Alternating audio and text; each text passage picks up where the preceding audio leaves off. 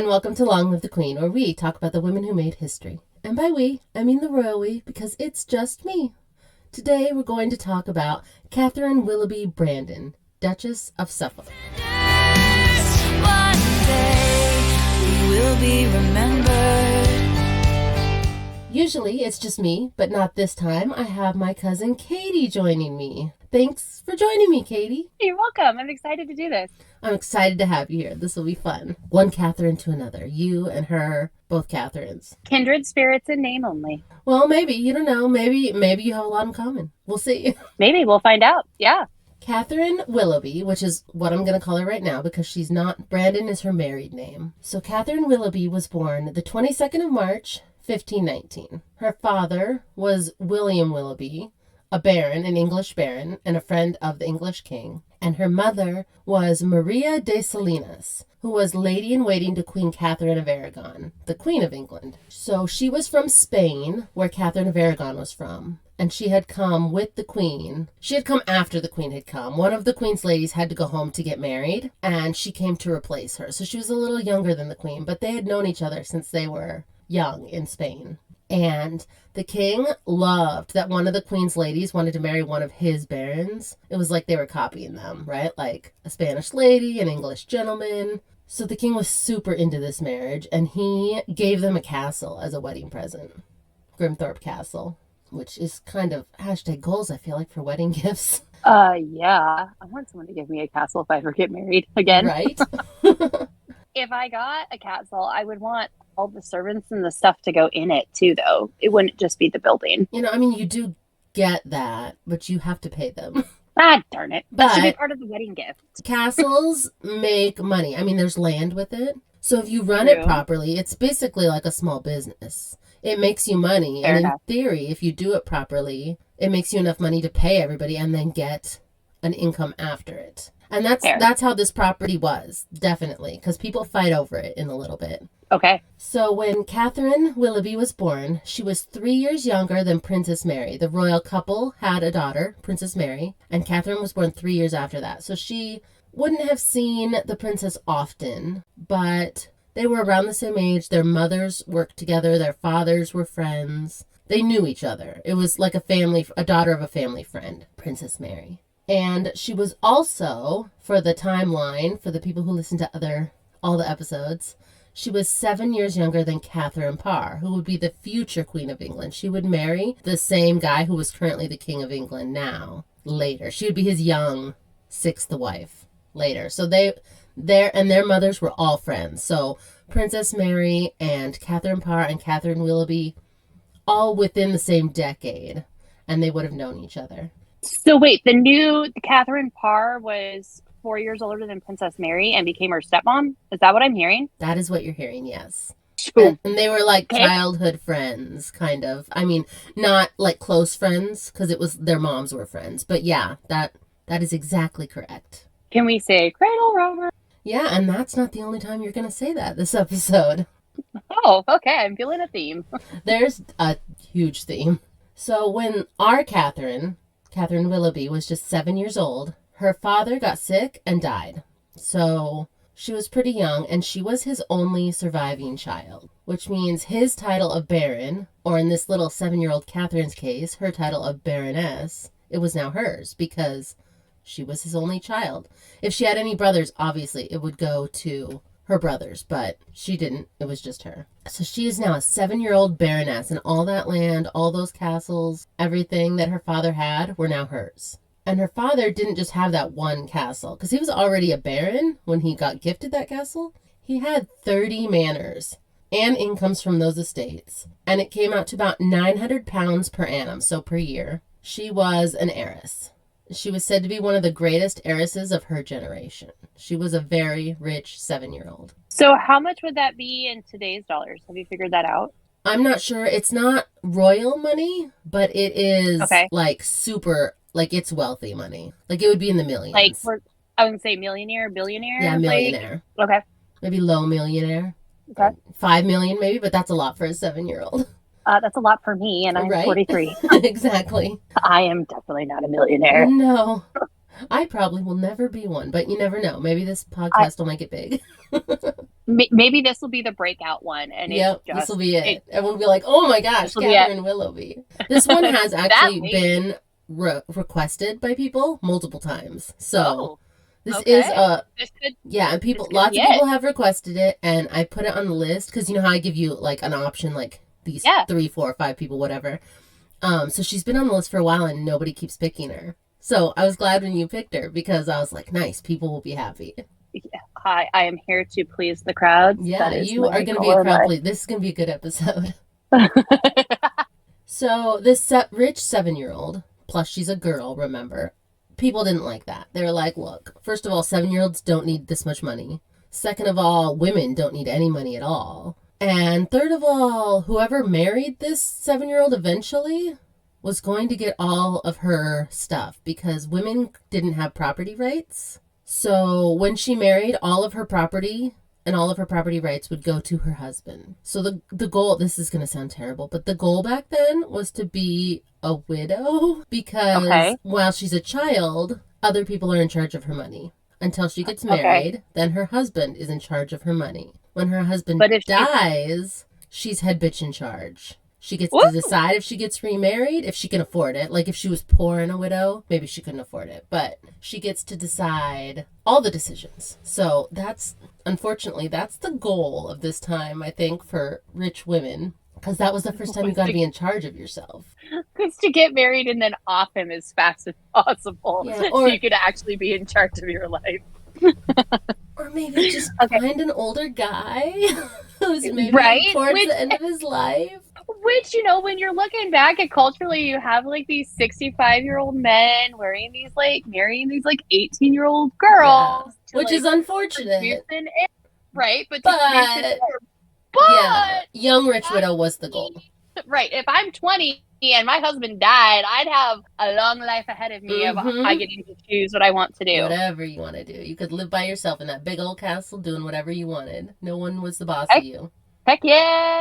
But because she was female and 7, people were like, no, this is not the way of things. Like, God intended men to be in charge of everything. That's definitely how they saw it then. And so her uncle fought her for her property. He was like, some of that property is definitely mine because my brother never had any sons. So as his brother, I'm his heir because I'm male. I should get that. And of course, she's only 7. So what's she going to do? Right. Did her mom put up a fight about it? Her mom she's a widow now. Didn't really have a huge say in it because it was a lot of property. And the brother could make an argument that he was a male relative who should be the heir. But she did have some pull because she worked with the queen. And the mom did? Yes. She was a lady in waiting. Maria de Salinas was a lady in waiting to Queen Catherine. And how it usually worked is when there were wealthy children whose fathers died, their wardship would go to the crown. So they would like be wards of the state, basically. Foster children of the crown.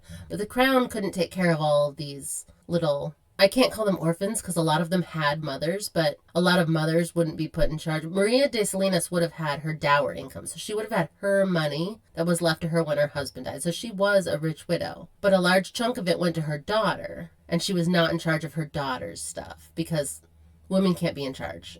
Right. But she couldn't have had like, I guess this is why trusts were created, right? So like the trust would have been able to put somebody in charge of the estate for little 7-year-old Catherine. Sort of. So that doesn't exactly exist now. So basically she's just a ward of the state. Right. And, but like now. Yes, now that's what would happen. Yes. You'd have a trustee. Right. Yes. And the crown couldn't take care of all these kids because people died all the time. Fathers died all the time. So there was a lot of wards of the crown. Hence being a rich widow is an actual thing. Yes. And so what the crown would do, the king or his people, the king wasn't actually doing any of the paperwork probably. I mean, he was signing things, but he had people for this. They would sell off these wardships, sort of like to foster parents.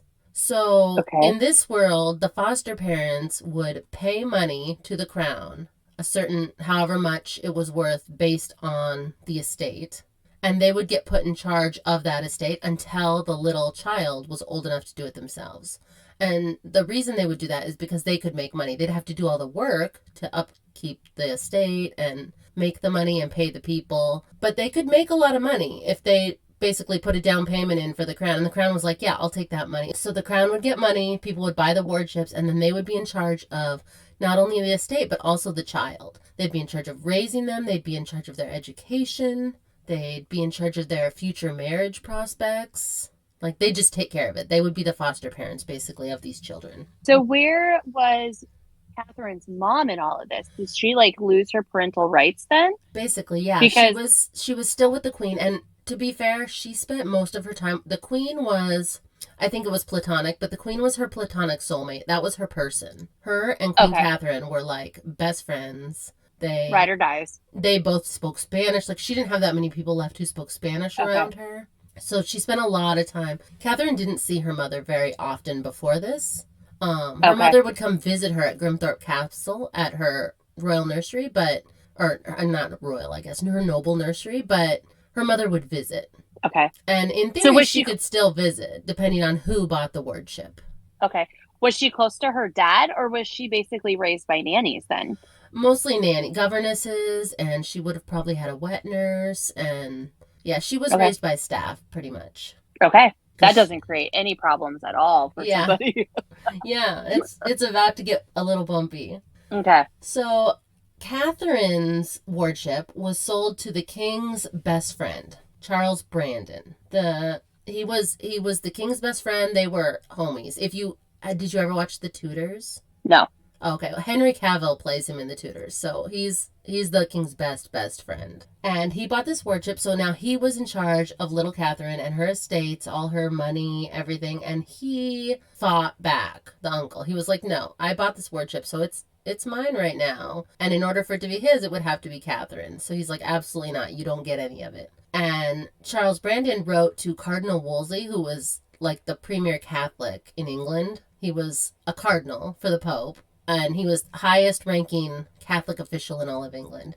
And he was like, get this guy off me, basically. Like, tell him to go kick rocks because we got this. So Cardinal Wolsey wrote to Catherine's uncle Christopher in a way that Christopher cowered at his reproach. So whatever Cardinal Wolsey wrote to him, he was like, oh, shoot, I can't be pissing off the Catholic Church. And he dropped it completely. He was like, okay, never mind. Didn't want that stuff anyway. So... it worked. That's funny. Charles, because he's in charge of little Catherine and he's in charge of like her education, who she's going to marry, everything, he decides to betroth Catherine to his son, Henry Brandon. Who I was going to say the name sounds familiar. Yeah, isn't it does. Okay. I was a little worried when we talked about cradle rocking that that he married her, and I was like, wait, was she even old enough? But okay, we're getting there. Okay. Well, just wait. Charles then, how old is his son? That's the next question. Well, his son is 4 years younger than her, so she's 7. His son is 3. Oh, good Lord. Okay. They're not getting married yet. They're engaged at 3 and 7, but they are not getting married yet. But the plan is for them to get married because then his son will get all that money. As soon as they get married, then his son will be the rich guy, and he's gaining wealth for his children, basically. Makes sense. So she went to live with Charles Brandon and his wife, Mary Tudor, because in addition to being the king's best friend, he was also married to the king's sister. So her foster father is the king's best friend, and her foster mother is the king's sister, younger sister, Mary Tudor. So not only is this Charles guy besties with the king, he's also the king's, like, the prince and princess's uncle. Yes, he's the brother-in-law of the king, and he's Princess Mary's uncle. Okay, just track it. Yeah, because he married the king's sister. And that was a whole different... I'll get into that in a different episode. But they eloped without the king's permission. It was a whole thing. They fell in love and they got married. Yeah. She was the queen of France. And he was way older and he died. And so Charles Brandon was sent to pick her back up from France and bring her back to England. And on the way back, they got married. Yeah, it was a whole steamy romance. And at this point, they have 3 children.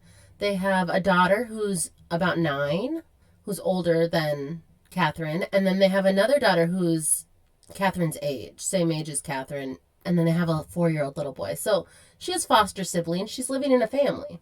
Okay. Probably first time ever.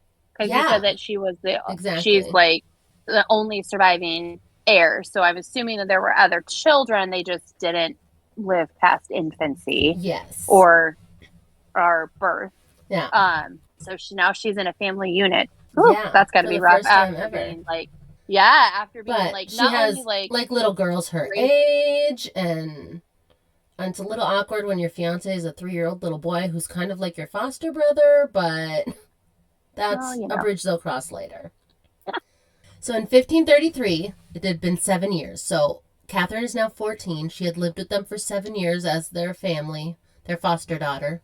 And she's almost old enough to get her land on her own. But her betrothed is still only 11, so he's not old enough to get married. They can't get married for at least another 3 years. When he's 14 and she would be 17, that would be the soonest they could legally get married. Although she was old enough to get married now. Girls could get married at 12, which is crazy. Boys had to be 14. Well, I mean, you kind of have to be old enough to produce an heir. Mm-hmm. Maybe. Yeah. I mean, that's the whole point, right? So, like, I mean, well, and it was kind of the custom that well-behaved, polite husbands, even if they would marry a 12-year-old, gross, they would have to consummate the marriage because otherwise it wouldn't be legal. But then they were kind of encouraged to wait until their wives were full grown, because that could cause all kinds of problems if you impregnate a 13-year-old, right? Like, they're not big enough. They could have health problems. They could die. They could not be able to have children again. Right. So it was kind of seen as the polite, gentlemanly thing to do, is to consummate it, but then wait until they were 15, 16, 17. Could you imagine being 12, though? I can't. And, being... It's insane. Being told, I'm just thinking about, my 10-year-old girls and being like, okay, so in 2 years, you're going to get married, and then, these things are going to happen, or maybe not even be told that these things are going to happen. Right? And then you have this, 35-year-old, 40-year-old man hovering over you. That actually happened to this king's grandmother, Margaret Beaufort. She was married at 12 to the man who bought her wardship. And she had her son, the future King Henry VII, King Henry VIII's father, at 13. And she was already a widow at that point because he had died while she was pregnant. She was a 13-year-old widow mother. And how much consent can a 12-year-old actually get? Zero. Right. Zero. And this king's grandmother, that same thing happened. She never had children again. She was married multiple times after that. She never got pregnant again. So it's likely. And she only was just tiny. So is this Henry VIII that we're talking about? This is Henry VIII's father would be this little baby that was born. Okay, but we're talking about Henry VIII that had the 7 wives. And Catherine. That's the current king for her. He had 6 wives. Henry VIII. Yes, that's who we're talking about. Catherine Parr would be his 6th of 6 wives. Okay, and sorry, he's on wife number 1 right now. And that is the lady that is from Spain, who Catherine of Aragon. Catherine of Aragon, who is, but she doesn't die, right? Well, we'll get into that. This episode will have a lot of meanwhile, because it kind of runs parallel to King Henry VIII. So every once in a while I'll be like, meanwhile, over at Henry VIII land.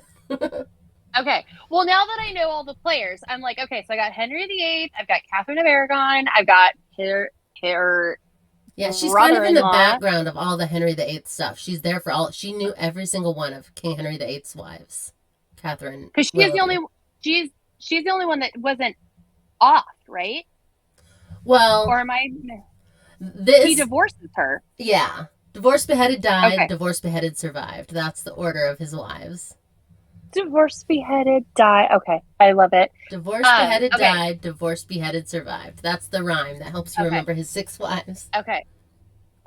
And little Catherine, because she's being raised by the king's best friend, is kind of there for all of it, but she's not in the drama so much that her life is at risk necessarily. She's involved in the royal family. Okay. but she's involved in the royal family because her to-be husband is cousin to the king, and she's being raised with the cousins of Princess Mary, the future Queen of England. Not that we are royalty in any way, sense, or form, but if if I was the queen and king's child, Stephen is who Catherine is to all of this. Yes. Okay. Yes, that's exactly. So they know each other. Total gender reversal, but we'll get there. Yes. Okay. So sorry. Continue. It's more like Natalie. Okay. If your parents are the king and queen and you are the future queen of England, be like Natalie to you, Dirk's wife. So that's she's Natalie.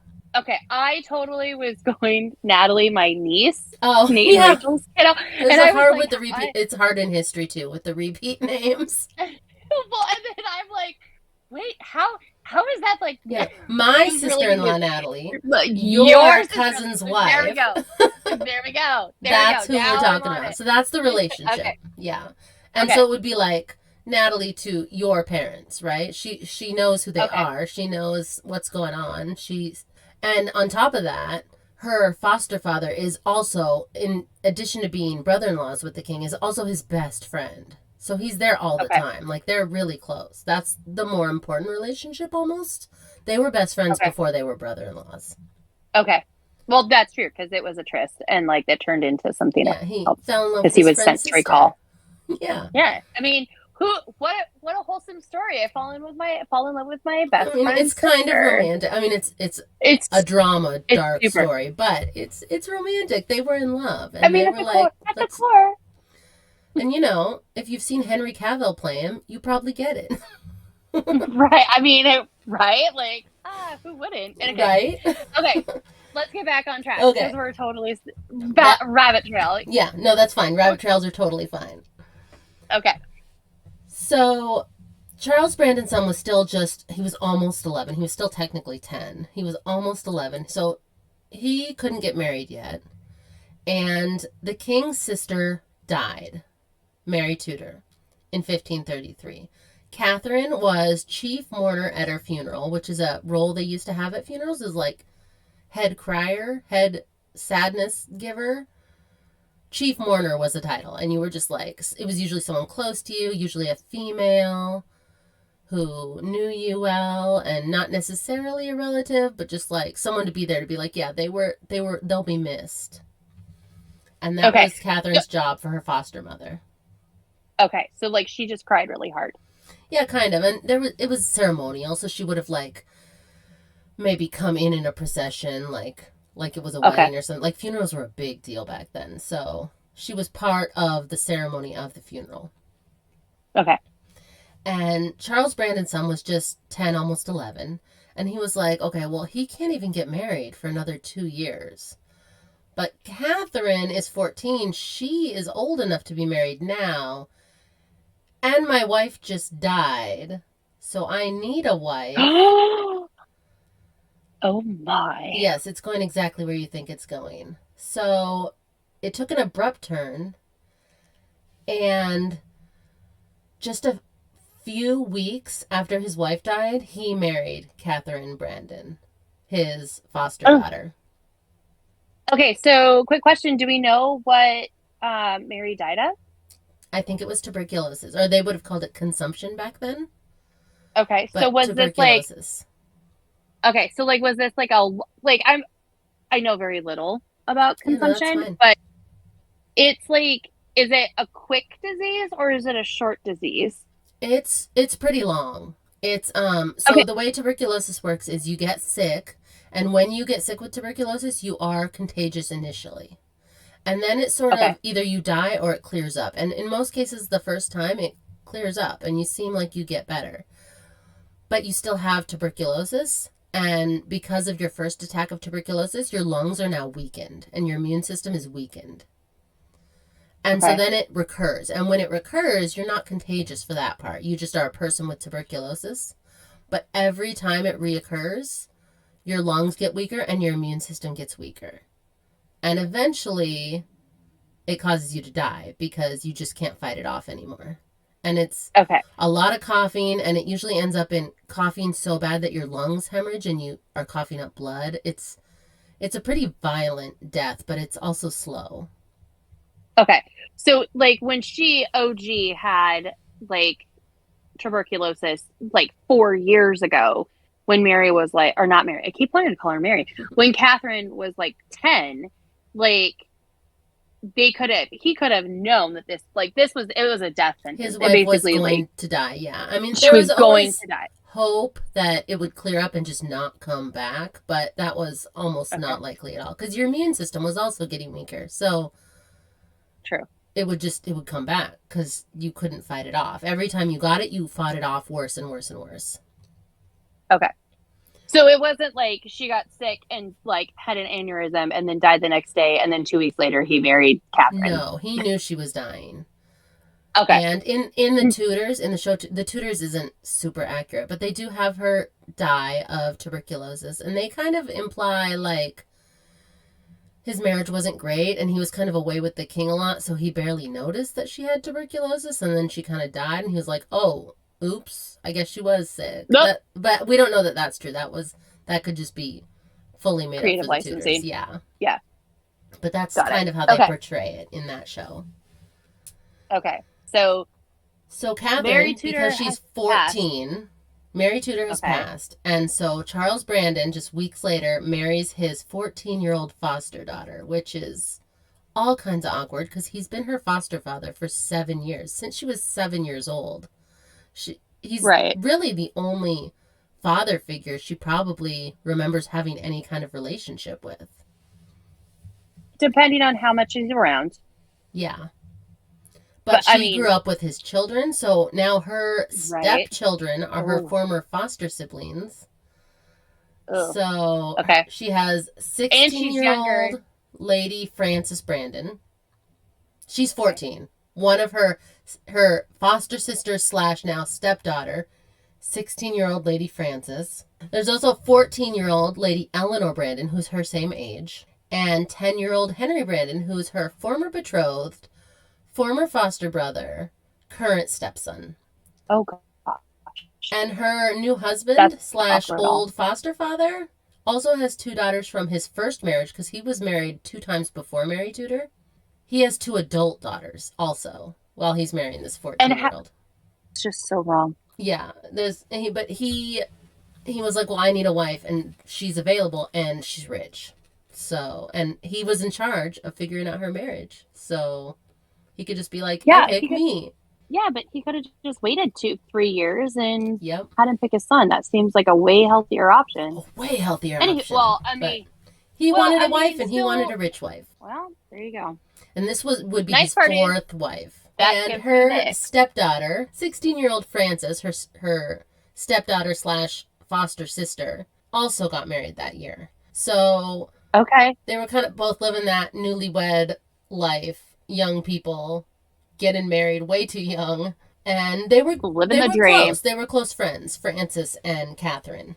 Now, Frances is the one that's her age, or Frances older? Is 2 years older than her.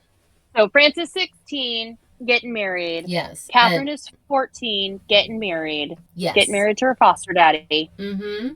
Frances has found her own man, so they get to do the whole new wife thing together. Yeah, they're both young brides together. But I mean, it's got to be awkward. Like, she's your friend, but she's also your foster sister, but she's also your stepdaughter. It was a complicated relationship. / stepmom. Yep. Yeah. 2 weeks after you lost your mom. Yeah, just it was like maybe like 4 weeks later. Yeah, it was soon. It was real soon. People raised eyebrows. They were like, huh. Okay. This is different. Like, even for the time, this was seen as a little like, I don't know if that's the best choice. That's a little sus. Yeah, it wasn't illegal. He could totally do it. He was the king's best friend. He could do it legally completely, and nobody could even really say anything to him because he was the king's best friend, and it was all legal. But people were like, "Oh, I see what you're doing there. That's a choice. Maybe not the best one, but a choice nonetheless." She is wealthy, and he wants that money. This was a lucrative marriage for him. He was mostly it was a business deal. Hi guys, you've reached the end of part 1 of Catherine Willoughby, and this ended up being about 2 hours, so there are 3 more parts on Patreon at patreon.com/Long Live the Queen podcast. Will be remembered.